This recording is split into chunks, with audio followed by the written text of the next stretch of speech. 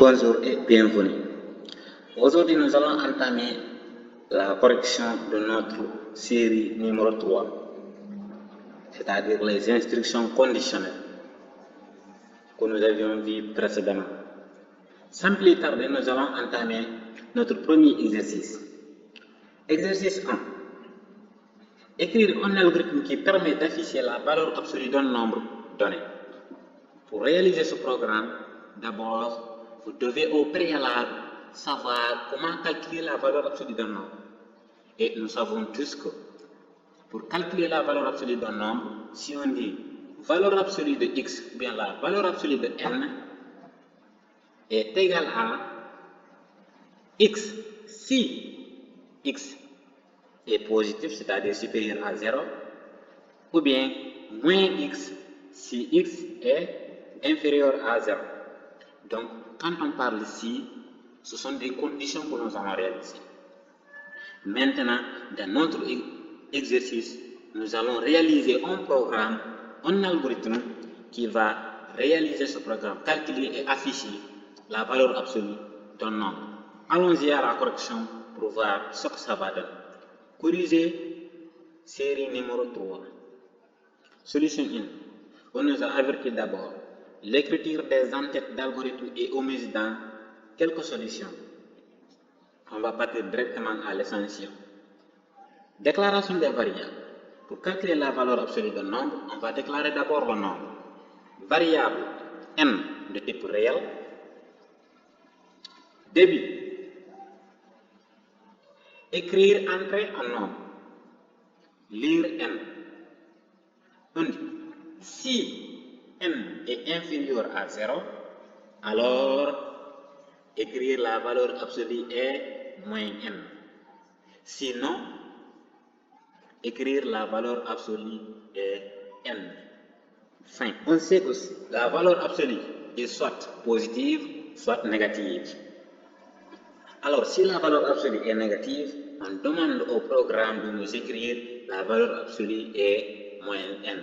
Sinon, de nous écrire la valeur absolue est n. Fin. Exercice 2. Écrire un algorithme qui permet de déterminer si un entier donné est pair ou impair. Pour savoir si un nombre est pair ou impair, c'est très simple. Il suffit de calculer son modulo, le reste de la division. Si un nombre est divisible par 2 et ça reste 0, c'est-à-dire que ce nombre-là est pair. Et si ça ne reste pas 0, alors ce nombre est impair. C'est ce qu'on appelle modulo le restant de la division. Si le nombre modulo 2 égale 0, alors ce nombre est pair. Sinon, ce nombre est impair. Allons-y à la correction pour voir. Solution 2. Déclaration des variables. On déclare n comme étant entier. Dans le corps du programme, nous allons écrire entrer un nombre, lire de ce nombre. Si n modulo 2 égale 0, alors écrire ce nombre est pair. Sinon, écrire ce nombre est impair. Fin. C'est exactement ça. Si le restant de la division d'un nombre par rapport à 2 est égal à 0, alors ce nombre est pair. Sinon, ce nombre n'est pas pair. Jusqu'à présent, nous voyons que des conditions simples. Exercice 3. Écrire un algorithme qui demande 3 lettres à l'utilisateur et l'informe ensuite si leur ordre de lecture est le même que l'ordre alphabétique. Ici, au lieu de E, c'est E. Alors, ici, on veut faire un programme qui lit 3 lettres et nous informe si leur ordre de lecture est le même que leur ordre dans l'ordre alphabétique. C'est-à-dire si on lit A, B, C, est-ce que c'est la même chose que dans l'ordre alphabétique A, B, C? On pouvait lire C, D, A. Mais est-ce que c'est la même chose dans l'ordre alphabétique A, B, C? Dans l'ordre alphabétique, nous savons tous que c'est A, B, C. Mais nous voulons savoir, après ce programme, si l'ordre de lecture de ces trois variables est le même dans l'ordre alphabétique. Ok, sans plus tarder, on va partir à la correction pour voir ce que ça va donner. Solution 3. Déclaration des variables. On déclare trois variables de type caractère, débit. Écrire, entrer successivement trois lettres. Lire A, B, C. Si A est inférieur à B et B est inférieur à C, quand on dit si A est inférieur à B et B est inférieur à C, on pense immédiatement aux conditions complètes.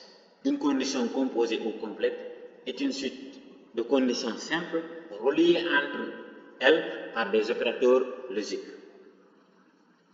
Alors, on nous dit si A est inférieur à B et B est inférieur à C, alors on demande au programme de nous écrire les lettres sont classées alphabétiquement. Sinon, écrire les lettres ne sont pas classées alphabétiquement. Fin. Nous aurons ici qu'une condition. Si A est inférieur à B et B est inférieur à C, alors on a lu alphabétiquement. Alors c'est A, B, C. A vient avant B et B vient avant C. Alors l'ordre de lecture est le même que l'ordre alphabétique. Sinon, l'ordre de lecture n'est pas classé dans l'ordre alphabétique. Fin. Exercice 4. Écrire un algorithme qui lit trois variables au clavier et affiche le maximum des trois. Même question pour plus de trois variables. Ok, dans ce programme, on nous demande si on lit trois variables, que le programme nous affiche le maximum de ces trois variables. Et à la question B, on nous demande même question pour plus de trois variables. Ok, solution 4. Variable A, B, C, max étant des réels. Ce que vous devez remarquer ici, c'est la déclaration de max. Très important de souvenir, de mettre dans sa tête, quand on me demande de calculer le maximum ou le minimum de 3 ou plus de variables, il faut penser immédiatement à la déclaration de ce max ou de ce min, ou bien les deux à la fois. Alors, début, écrire entre trois nombres réels, lire A, B, C.